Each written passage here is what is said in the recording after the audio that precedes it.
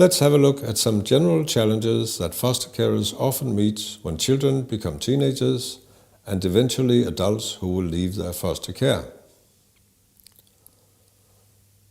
Recent brain research on teenagers show that the brain is reorganizing in the teenage life, and this complete reorganization will reduce the young person's self-control for some years.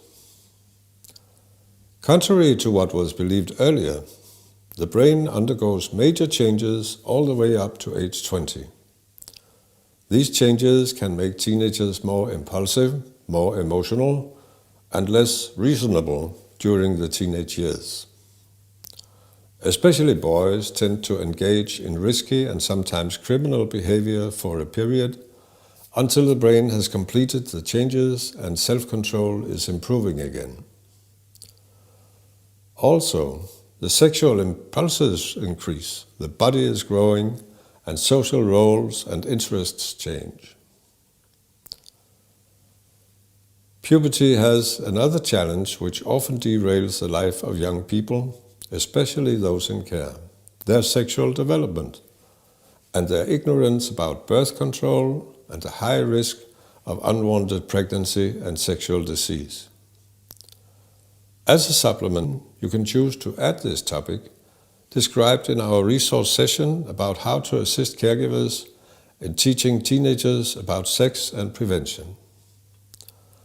The aim of the session is to make a work plan for how to help children and young people learn about sexual behavior and how to protect themselves.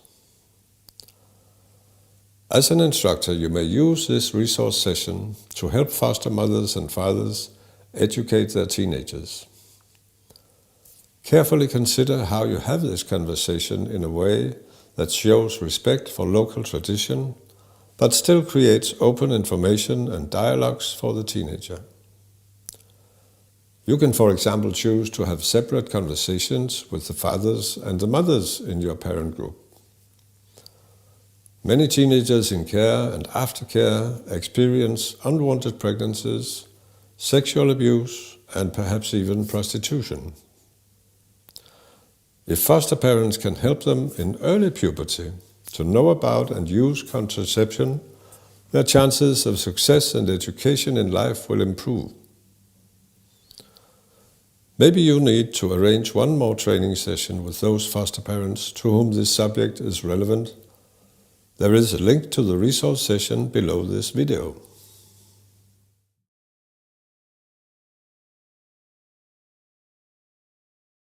Teenagers tend to focus more on each other and the teenage peer group, and much less on relations with parents or foster parents. For parents with teenagers, this is often a frustrating time, for example, for kinship carers or SOS mothers. You will often hear them say things about teenagers like, "They don't listen to me anymore, they always argue, they are disobedient, they just go out when they please. They used to confide in me." It's natural for teenagers to seek independence from parents, but often difficult to handle for foster parents and kinship parents.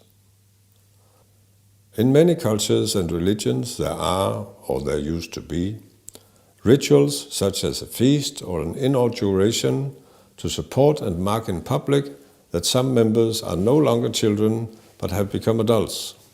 So, from one day to another, a child would be considered an adult. But in today's society, especially in the cities, there is a long period where teenagers are in between, being a child and a grown-up person. This is confusing and creates many challenges for them and for their caregivers.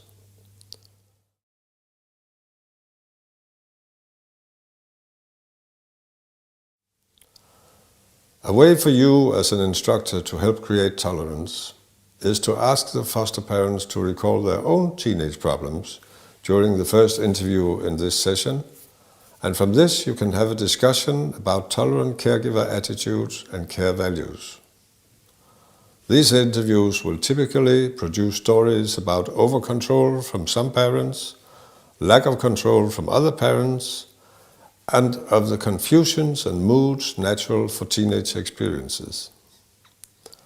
Second, the foster parents can rehearse having the same kind of conversations with their teenage foster children, where they use stories from their own puberty to exemplify the general teenage problems in life and the general feelings of teenagers. For example, a kinship mother had a lot of conflicts with two teenage girls who constantly challenged her authority and refused to perform their household chores. Now, instead of scolding them, she waited until a peaceful afternoon and then she said, "Please sit down and listen to me." Then she told them in a calm and matter-of-fact way how she had opposed her own mother when she was 13, while also feeling guilty because her mother was ill and exhausted. She had always attended school, but as a teenager she wanted to have her own life, even though she wasn't mature enough to make the right decisions. She got pregnant without being married, because neither she nor the boy had learned about how to protect themselves. Her family forced her to give the child away for adoption, and later she married another man, had children, and became a foster mother.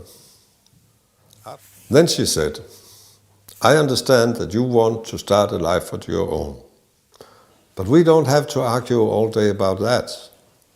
I just want you to have a better life than I had myself, and I know how difficult life can be while you grow to become a woman. So, can we make an agreement?